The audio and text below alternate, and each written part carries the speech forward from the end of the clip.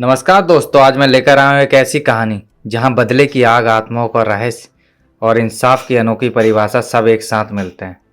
एक police officer जो अपने परिवार की मौत का बदला लेने के लिए बन जाता है खुद किस्मत का हथियार। तो चलिए शुरू करते हैं ये रहस्यमय सफर। फिल्म की शुरुआत एक रहस्यमय दृश्य से होती है जहाँ एक व्यक्ति कल्कि देवी की पूजा और काले जादू में लिप्त है।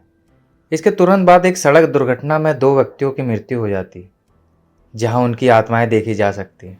अगले दृश्य में एक स्कूल है जहां एक सिंगल फादर अपनी बेटी का इंतजार कर रहा है। भारी बारिश में इमारत गिर जाती है और उसकी बेटी की मौत हो जाती है। बाद में पता चलता है कि यह इमारत एमएलए देवी शेट्टी की कंपनी द्वारा घटिया सामग्री से बनाई गई थी। इस त्रासदी के बाद इंस्पेक्टर रुद्र का परिचय होता है, एक सिद्धांतवादी और निडर पुलिस अधिकारी जो एक बाल दुराचारी अपराधी का एनकाउंटर कर देता है। इस कार्य के लिए उसे सजा के तौर पर एक शांत क्षेत्र में स्थानांतरित कर दिया जाता है जहां उसे महत्वहीन कार्य दिए जाते हैं। यहाँ उसकी मुलाकात दिव्या से होती है और वे शादी करने का फैसला करते हैं। इसी बीच शक्तिशाली और भ्रष्ट एमएलए देवी शेट्टी के बेटे मन्नू का अपहरण हो जाता है। रुद्र को यह केस अनौपचारिक रूप से सुलझाने का चार्ज दिया जाता है। जांच के दौरान रुद्र को मन्नू के दोस्तों से पता चलता है कि मन्नू की दोस्ती काव्या नाम की एक लड़की से है और वे कावेरी ट्रैवल की 17A बस में सफ़र करते थे। हैरानी की बात यह है, पता चलता है कि यह बस और काव्या दोनों ही 25 साल पहले एक हादसे में मर चुके हैं। रुद्र की जांच उसे 25 साल पुरानी एक घटना तक ले जाती है, कावेरी एक्सप्रेस बस दुर्घटना जिसमें कई स्कूली बच्चों की मौत हो गई थी। बस कंपनी BTS के 4 मालिक थे, मुनिराज, रमेश, नागराज और हनुमान। ब्रेक खराब होने के बावजूद उन्होंने ड्राइवर वेंकटेश को बस चलाने के लिए मजबूर किया, जिसके कारण हादसा हुआ।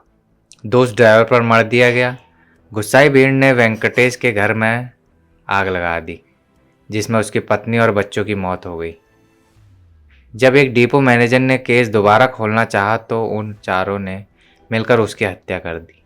हालांकि वे जेल गए लेकिन जल्द ही जमानत पर रिहा हो गए और गुमनाम जीवन जीने लगे। रुद्र को पता चलता है कि एमएलए देवी शेट्टी कोई और नहीं बल्कि मुनिराज ही है जिसने अपना नाम और पहचान बदल ली है। रुद्र को यह भी पता चलता है कि वेंकटेश जो उस दुर्घटना में मारे गए थे उनका अपना पिता था।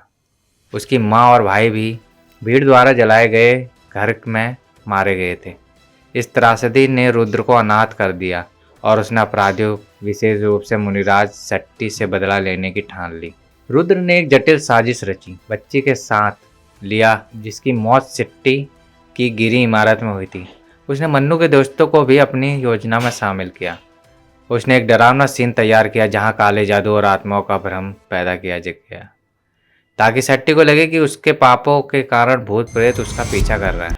अपहरण की पूरी घटना रुद्र द्वारा ही स्टेज की गई थी ताकि शेट्टी को उसके अपने ही अतीत के अंजाम तक ले जाया जा सके।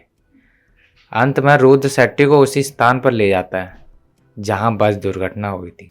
वहां उसे बंदी बना लेता है और उसे एक ऐसी दवा देता है जो उसे मारती नहीं है बल्कि उसे एक जीवित नर्क का अनुभव कराती है जहां उसे उसके पापों का एहसास कराया जाता है। रुद्र का उद्देश्य उस भौतिक संसार में ही नर्क की यातना देना था। फिल्म का अंत कुछ महीनों बाद दिखाया जाता है जहां रुद्र की शादी दिव्या से हो चुकी है और वे खुशहाल जीवन जी रहे हैं। रुद्र ने न्याय की अपनी अवधारणा के तहत अपने पिता और परिवार के लिए न्याय सुनिश्चित किया है, यह दर्शाते हुए कि कभी कभी बुराई को पराजित करने के लिए परंपरागत नियमों से हटकर सोचना पड़ता है। और यहीं पर फिल्म की समाप्ति होती है। तो दोस्तों, ये थी एक ऐसे बेटे की कहानी जिसने अपने पिता के लिए इंसाफ पाया। एमएलए शेट्टी को मिली वही सज़ा जो उसके कर्मों के लायक थी। अगर आपको कहानी पसंद आई हो तो लाइक, शेयर और सब्सक्राइब जरूर करें और बताइए क्या रुद्र ने सही किया या गलत। धन्यवाद।